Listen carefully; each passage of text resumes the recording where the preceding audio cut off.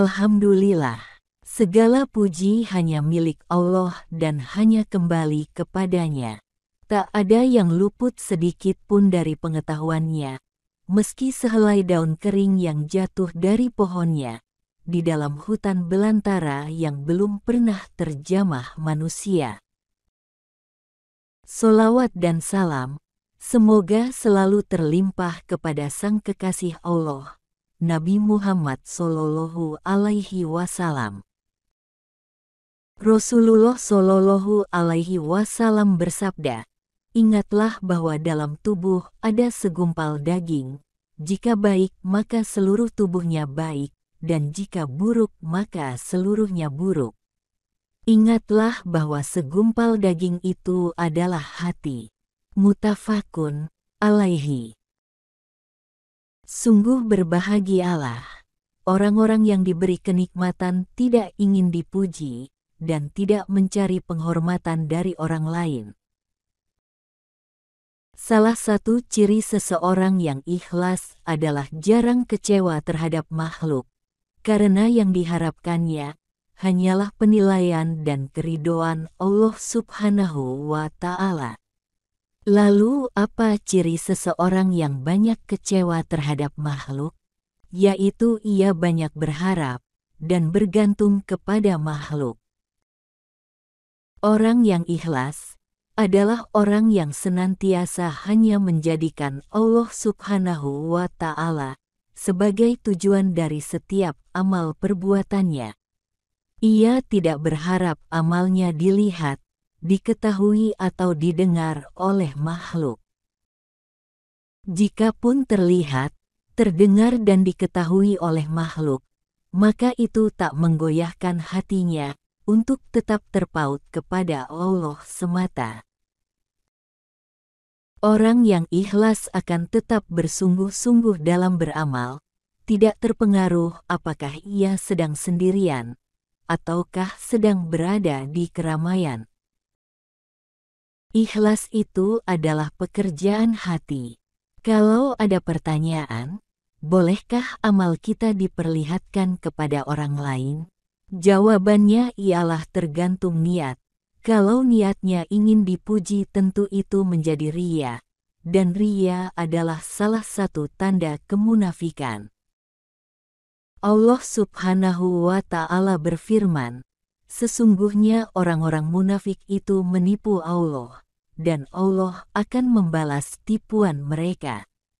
Dan apabila mereka berdiri untuk sholat, mereka berdiri dengan malas."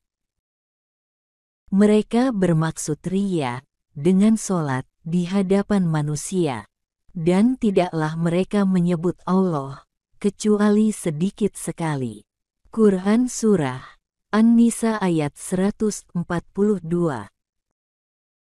Tetapi jikalau amal yang dilakukan secara terang-terangan itu dilandasi niat, supaya orang lain mendapatkan hikmah, maka insya Allah akan bernilai ibadah di hadapan Allah Subhanahu wa Ta'ala. Seorang sahabat berkata kepada Rasulullah Shallallahu Alaihi Wasallam, "Ya Rasulullah, seorang melakukan amal kebaikan dengan dirahasiakan, dan bila diketahui orang, dia juga menyukainya atau merasa senang." Rasulullah Shallallahu Alaihi Wasallam bersabda, baginya dua pahala, yaitu pahala dirahasiakannya dan pahala terang-terangan. Hadis riwayat Tirmidzi. Jadi, beramal dengan terang-terangan itu tidak identik dengan riya. Tidak boleh kita berburuk sangka kepada orang yang menyampaikan ilmu, pengalaman dan amalnya. Tidak perlu kita menilai apa yang ada di dalam hati orang lain. Memperlihatkan amal diperlukan untuk keperluan syiar dan dakwah. Bukankah Rasulullah Shallallahu Alaihi Wasallam pun memperlihatkan banyak amal ibadah supaya menjadi contoh bagi para sahabat dan umatnya hingga akhir zaman? Namun, Jikalau episode kita adalah beramal secara terang-terangan, maka wajib bagi kita untuk terus memeriksa niat. Karena sungguh, beramal secara terang-terangan amatlah berat cobaannya. Selalu saja syaitan mengambil kesempatan untuk menggelincirkan hati kita, sehingga niat kita berbelok. Saudaraku, marilah kita terus melatih diri kita untuk peka membaca perubahan isi hati ketika beramal.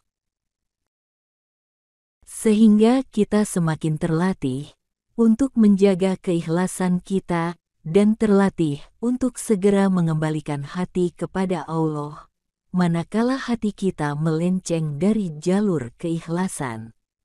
Setiap amal bergantung kepada niatnya. Semoga kita tergolong hamba-hamba Allah Subhanahu wa Ta'ala yang senantiasa ikhlas. Amin ya Robbal Alamin.